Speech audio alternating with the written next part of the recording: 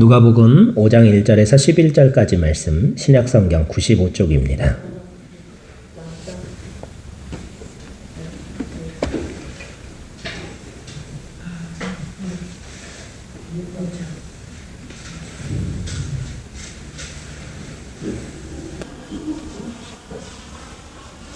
봉독해 드리겠습니다.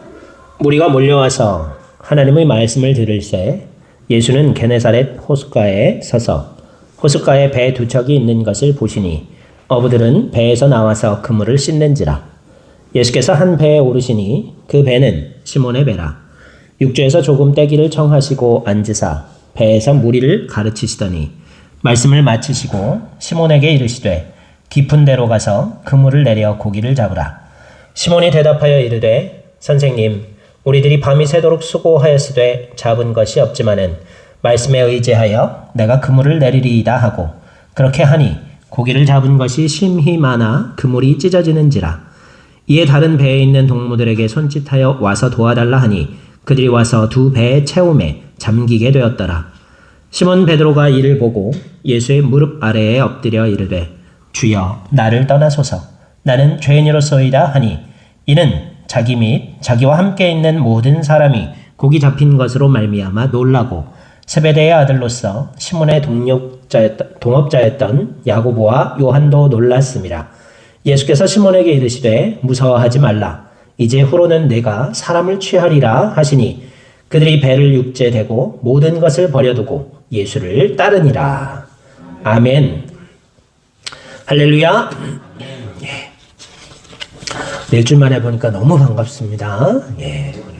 우리 집사님 한 분이라도 자리를 비우시면 우리 교회가 너무 자리가 허전하고 그 빈자리가 너무 큽니다.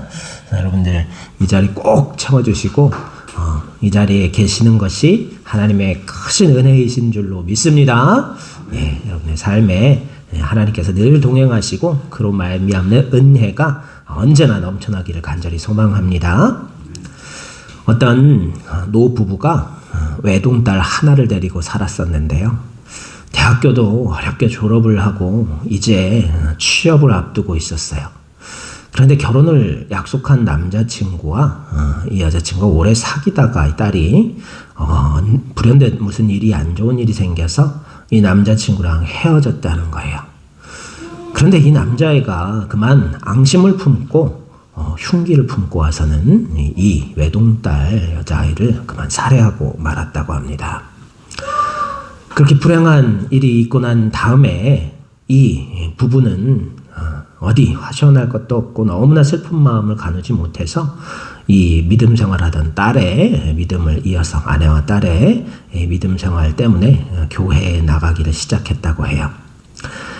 남편의 어떤 기자가 어느 날 이 부부를 만나서 아버지 된 남편에게 질문을 했어요. 마음이 좀 어떻습니까? 죄를 범한 사람이 용서가 되시나요? 그렇게 물었다는 거예요. 그랬더니 이 아버지가 뭐라고 대답했냐면 나는 용서 못합니다. 절대로 용서를 못해. 그러면서 내가 왜 교회 다니는지 아냐고 아내가 하나님이 그래도 용서라고 하셨잖아요. 그렇게 물으니까 남편이 내가 왜 교회 나가는 줄 알아? 그렇게 되물으시면서 나는 하나님이 누군지 몰라. 단지 죽은 내 딸이 불쌍해서 나가는 거야. 딸한테 미안해서 다니는 거야. 아빠가 교회 나가는 걸 그렇게 좋아했었으니까 딸 생각해서 나가는 거야 라고 대답하라는 거예요. 하던 거예요. 그러면서 그러니까 나한테 용서니 뭐니 그런 말은 꺼내지도 말라고 그렇게 화를 내더라는 거예요. 많은 사람들이 교회에 다니죠. 큰 교회를 보면은 정말 셀 수 없이 많은 인파들이 모여있는 것들을 볼 수 있어요. 그렇게 많은 사람들이 각자 다 다양하고 다른 목적과 이유 때문에 그 교회에 출석한다는 거예요. 지난주 수요예배 설교로 동상이몽이라는 제목으로 은혜를 나눴는데요. 예수님과 제자들이 몇 년 동안 함께 했을까요? 상식 문제입니다. 예수님과 제자들, 예수님의 공생애가 몇 년이었고 제자들은 그 공생애 땡땡년 동안 함께 동고동락했어요. 네? 4년? 3년. 예, 정답. 3년입니다. 예. 3년 동안 제자들과 동고동락하고 먹고 자고 함께 다니셨는데, 그런데 이제 3년이 끝나갈 즈음 예수님께서 순환을 예고하시고 마지막으로 예루살렘으로 올라가시던 그 길에서 예수님께서 내가 유대인 종교 지도자들에게 팔려가고 그들은 나를 로마의 군병들에게 넘겨주어서 나를 죽이게 될 것이다. 그리고 내가 십자가에서 죽더라도 사흘 만에 다시 살아날 것이다. 예수님의 이 순환 예고를 했을 때 제자들은 3년 동안 예수님과 함께 먹고 마시고 해놓고서는 아무도 무슨 뜻인지 알아듣지를 못했어요. 단지 불안한 마음에 왜 예수님은 이런 말씀을 하실까? 이제 이 크신 능력으로 나라를 회복하시고 이스라엘의 온전한 왕으로 등극하셔가지고서 예수님께서 우리를 이제 왕이 되시면 농공행상이라 그러죠. 공이 큰 사람에 따라서 높은 자리를 주는 거. 그런 자리를 누구와 더 높은 자리를 줄까? 그거 제자들하고 다투고 있는 거예요. 심지어 야고보와 요한은요, 자기들이 예수님께 다가와서 뭐라 그랬어요? 예수님, 당신이 나라의 영광 가운데 임하실 때 하나는 우리 둘 중에 야고보와 요한 형제가 하나는 당신의 좌편에 하나는 당신의 우편에 앉도록 해주시옵소서. 이렇게 부탁하고 있는 거. 근데 그 얘기를 들은 다른 제자들이 나중에 뭐라 그래요? 서로 다투죠. 야고보와 요한의 그 무리한 부탁 때문에 니네가 베드로가 뭐라 그랬을 테고 니네가 왜 좌편 우편이냐, 영의정 좌의정 우의정이냐, 아니다 막 그러면서 서로 다투는 거예요. 예수님께서 참 답답하셨을 것 같아요. 십자가 그 고난의 잔, 센 잔을 감당하시기 전에 제자들에게도 위로받고 싶으셔서 겟세마네 동산에 수제자 2명을 데리고 가서 잠들지 말고 내가 기도하는 동안에 깨어 함께 기도해라. 시험에 들지 말도록 기도해라. 부탁을 했지만 지치고 고나였던 제자들은 졸음을 가누지 못하고 잠들어 있었죠. 그뿐만 아니라 서로 누가 높으냐? 예수님께서 영광을 차지하시기만 기다리고 있었다는 거예요. 같이 생활하고 같은 자리에 있었으나 그리고 제자라는 이름으로 예수님의 가르침을 같은 자리에서 늘 배웠음에도 불구하고 예수님과 다른 목적을 가지고 있었던 제자들, 동상이몽이지요. 예배를 드린 대표적인 2명, 가인과 아벨, 성경에 등장하는 최초의 제사죠. 그런데 이 가인과 아벨이 하나님 앞에 똑같이 제물을 불살라 제사를 드렸는데 왜 하나님께서 가인의 제사는 받지 않으시고 아벨의 제사만 받았을까? 목사님들이 우스갯소리로 뭐라 그래요? 예수님이 고기를 좋아하시나 보다. 곡식으로 제사를 드린 가인의 제사는 받지 않으시고 양으로 잡아드린 아벨의 제사만 받으셨다. 그렇게 얘기하죠. 하지만 그것은요, 무엇을 드렸느냐가 중요한 게 아니라 하나님께서는요, 같은 제사를 드렸다 하더라도 그 드리는 마음이 중요했다는 거예요. 양의 첫 새끼를 피해 제사로 드린 가인과 아벨의 이 제사는 달랐다는 거예요. 오늘날 우리가 한 자리에서 예배하지만요, 우리 마음도 목적도 서로 다를 수 있어요.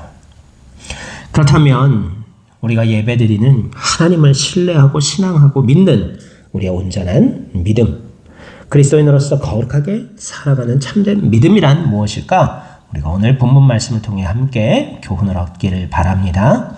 오늘 본문 말씀은요, 크게 4부분으로 구성되어 있어요. 첫 번째 부분은요, 도입 부분으로 예수님의 사역에 관한 일반적인 소개가 나와 있고요.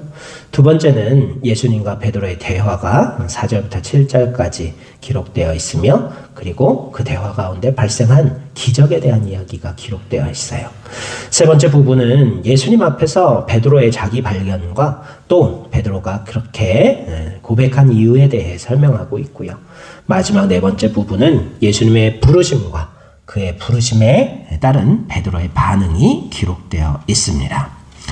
이 4부분으로 기록된 오늘 본문에서 담고 있는 신학이 크게 3가지가 있어요. 첫 번째로 그리스도로서의 예수님의 정체성에 대한 이야기. 예수님은 누구신가? 그리스도이신 예수님, 메시아이신 예수님은 누구신가에 대한 이야기이고요. 두 번째는요, 죄인을 용서하시면서 그들을 변혁하시는 예수님의 구체적인 사역과 거룩의 참된 의미가 무엇인가를 가르쳐주고 있습니다. 마지막 세 번째 신학은요. 과연 제자의 길이란 무엇일까? 예수님께서 베드로를 부르시면서 내가 앞으로는 사람을 취하리라 그러셨죠.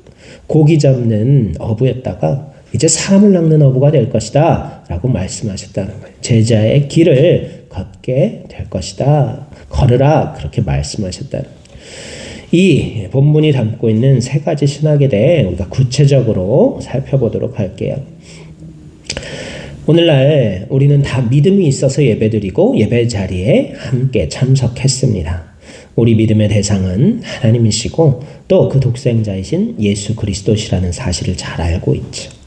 그러나 믿음의 내용이 무엇인가가 중요하다. 하나님을 믿고 예수님을 믿는데 그분이 누구신지에 대해서 우리가 더 정확하게 고백하고 알 수 있어야 한다는 거예요. 이 예수님이 누구인지를 참으로 아는 것, 그것이 진정한 믿음이라는 거예요. 여러분, 예수님은 누구십니까? 예수님께서 제자들에게 가르치실 때 고난당하시기 전에, 순환당하시기 전에 제자들을 이제 떠나시기 전에 그들에게 물으셨어요. 뭐라고 물으셨습니까? 너희는 나를 누구라 하느냐? 세상 사람들이 나를 누구라 하니까 제자들이 할 말이 참 많았어요. 더러는 엘리야라고 합니다. 누구는 뭐 선지자 누구라고 합니다. 막 그렇게 대답을 많이 하다가 예수님이 너희는 사람들이 아니라 너희는 나를 누구라 하느냐라고 물으시자 선뜻 쉽게 대답하는 사람이 없었죠. 그때 저요 하고 손든 사람이 누구예요? 저요. 예수님은 뭐라고 대답한 사람 누구예요? 주는 예수님입니다. 예수님은 예수님입니다. 우리 베드로 같은 준영이 베드로가 그랬죠. 주는 그리스도시요 살아계신 하나님의 아들이시니이다 라고 고백해서 베드로가 큰 칭찬을 받았죠. 예수님께. 예수님이 바요나 시모나 내가 복되도다 이를 알게 한 것은 혈육이 아니요 살아계신 성령님께서 너로 하여금 알게 하신 것이다 그러시면서 천국 열쇠를 내게 주노니 내가 땅에서 매면 하늘에서도 매일 것이요 땅에서 풀면 하늘에서도 풀릴 것이다. 그리고 이 반석 위에 게바라는 게 반석이라는 뜻이거든요. 예수님이 주신 호 혹은 별명 같은 그런 이름이에요. 게바라는 이 베드로 반석이라는 뜻의 그 뜻에다가 이 반석 위에 내가 교회를 세우겠다 그렇게 말씀하셨어요.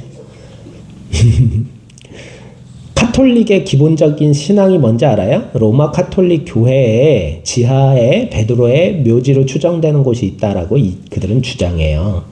그 위에 교회를 세우겠다 그래서 자기네가 예수님이 세우시겠다 하신 베드로를 반석으로 한 교회다라고 주장을 합니다. 그러나 믿음을 말씀하신 거죠. 이 믿음의 고백 위에 교회를 세우겠다 주님께서는 가르쳐 주셨던 거예요. 우리도 예수님이 누구신지 올바로 알 수 있기를 바랍니다. 예수 기도라는 문장이 있어요. 기도가 막히고 잘 쉽게 뭘 기도해야 될지 모를 때요. 우리가 이 기도를 계속 반복하라는 가르침이 있어요. 뭐냐면 주 예수 그리스도 하나님의 아들이시여 이 죄인을 불쌍히 여겨 주시옵소서라는 기도 문구예요. 이 기도 문구에 베드로의 고백뿐만 아니라 우리 신앙의 핵심의 정수가 다 담겨 있다는 거예요. 그 의미를 한 단어 한 단어 깊이 묵상하면서 예수, 주 예수 그리스도 이 단어만 해도 벌써 예수님의 삼중직 얘기했죠. 그리스도가 기름 부음 받은 자, 메시아랑 동의어라고. 그리고 기름은 세 가지 경우에 붓는다 그랬죠. 선지자, 왕, 대제사장. 그래서 예수님이 우리의 왕이시오, 선지자시오, 대제사장이라는 모든 고백을 주, 또 주님, 예수님을 우리의 주인이라고 고백하는 주 예수 그리스도라는 이 세 가지만 해도 깊은 의미가 담겨 있어요. 하나님의 아들이라는 고백 역시 마찬가지죠. 그리고 이 죄인, 나를 죄인이라고 고백할 수 있는 고백. 죄인을 불쌍히 여겨 주옵소서. 우리의 공로가 아니라 하나님이 우리를 죄인된 우리를 불쌍히 여겨 주실 때 오직 그리스도의 은혜로만 구원받을 수 있는 거예요. 사함받을 수 있는 거죠. 그 믿음의 고백이 저와 여러분에게도 온전히 있기를 소망합니다. 다시 한번 외워볼까요? 우리 대학생이 한번 외워볼까요? 주 예수 그리스도 하나님의 아들이시여 이 죄인을 불쌍히 여겨 주시옵소서. 자, 암기력 보겠습니다. 시작. 주 예수 하나님의 아들이시여 이 죄인을, 그건 나를 말하는 거예요. 우리 이 죄인을 불쌍히 여겨 주시옵소서. 이게 예수 기도라는 거예요. 기억하셨죠? 다 외우셨을 줄 믿습니다. 우리 형님 외우셨으면 다 외우신 걸 줄로 믿습니다. 다 외우셨죠? 그 기도를 우리 마음속에 계속 품고 이 믿음의 고백 안에 살기를 원합니다. 또한 알미라는 단어가 성경에 야다라는 단어로 표현되어 있어요. 그런데 이 야다라는 단어는요, 피상적인 알미 아니에요. 여러분, 아이유 아시죠? 아이유. 예, 아이유 아세요? 아이유 모르는 사람 있어요?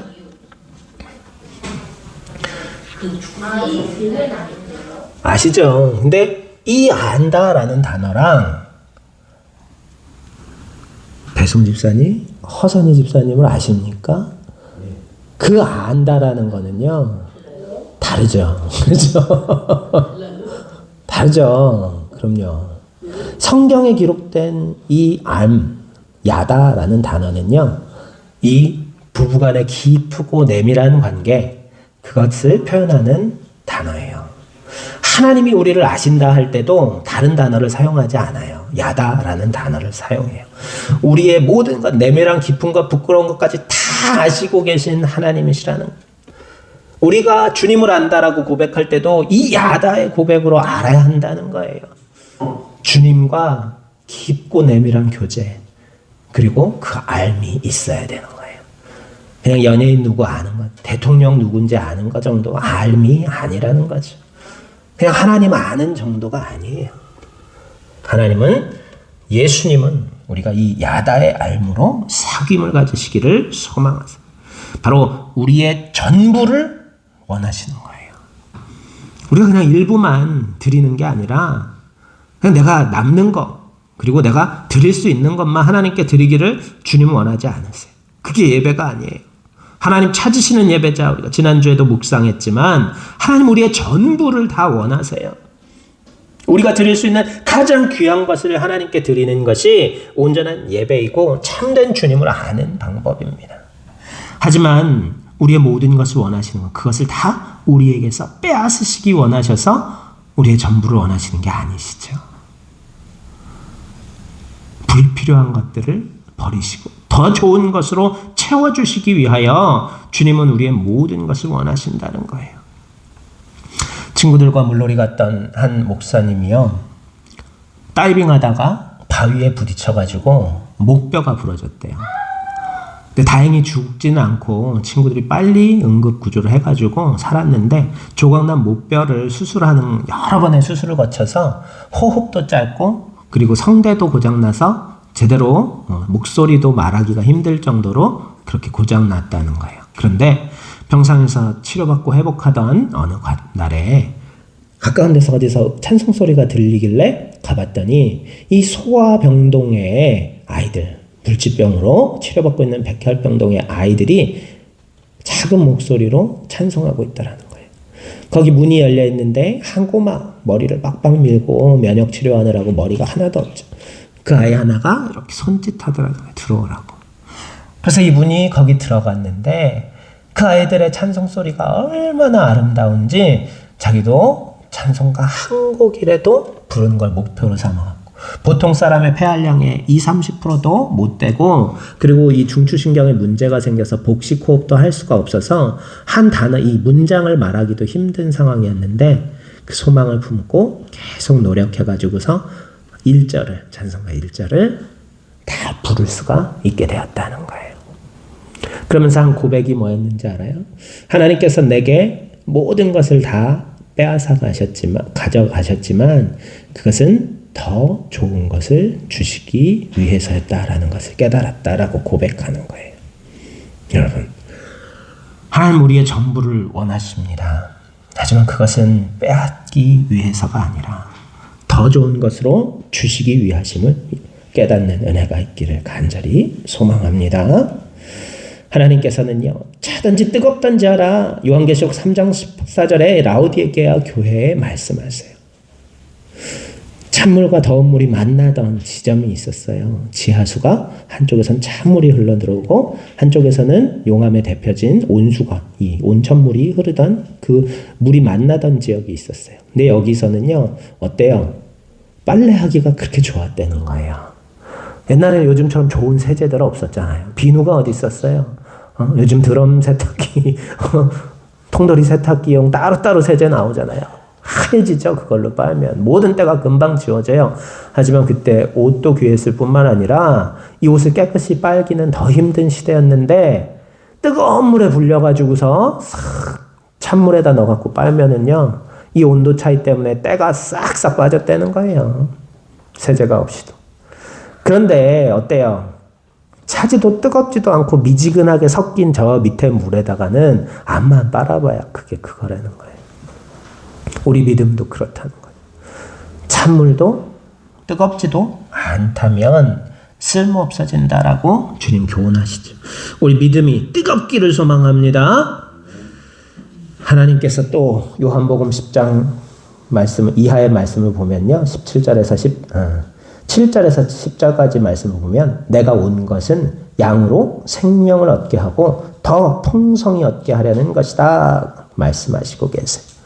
주님 우리에게 풍성으로 채워주시기를 원하시는 분이시기에 우리가 우리의 전부를 주님 앞에 온전히 드림으로 말미암아 더 좋은 것으로 충만히 채워지는 하나님을 온전히 야다의 알므로 아는 은혜가 교제가 있기를 소망합니다.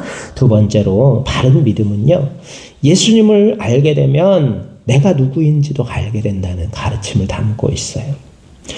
베드로는 예수님의 놀라우신 능력, 그가 업으로서의 모든 경험과 지식을 다 동원해가지고 밤새도록 그물질하고 여러 사람이 밤늦도록 수고했지만 물고기 한 마리도 낚지 못했어요. 그런데 전문가인 자기에게 목수의 아들이 오더니 깊은 곳에 가서 그물을 내려라. 그 말 순종하기가 쉬웠을까요? 우리 같았으면 뭐라 그랬을까요? 허선희 집사님, 햄버거 그렇게 만드시면 안 됩니다. 그러면은 뭐라 그러겠어요? 기껏해서 집에서 미니 햄버거밖에 못 만들어 봐놓고서 그렇지, 그러기 쉽지 않겠어요? 배승훈 집사님 그렇지 않겠어요?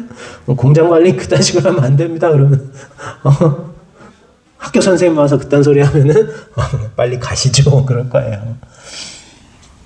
그러나 베드로는 말씀에 의지하여 순종하였더니 밤이 새도록 잡지 못했던 물고기를 2배에 가득 차도록 그렇게 잡았다는 거죠.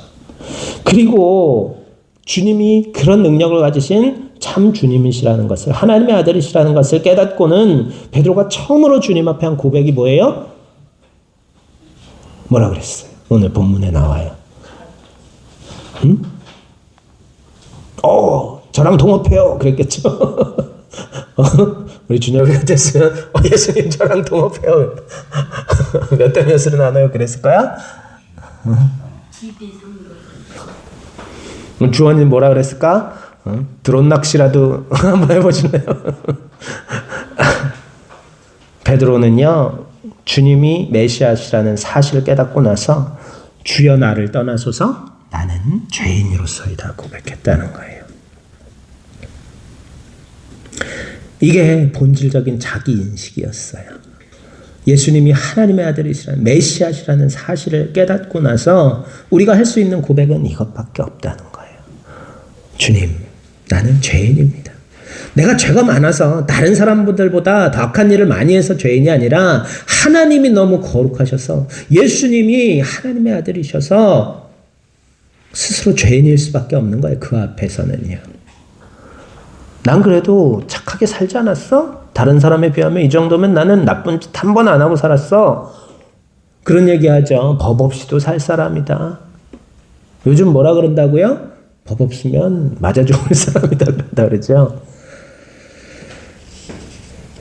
자기 의로는 주님 앞에서 결코 의롭다라고 주장할 수 없는 거예요. 주여 나를 떠나소서 나는 죄인으로서이다라고 본질적 자기 인식, 본질적인 죄 고백이 있을 수밖에 없다는 거죠.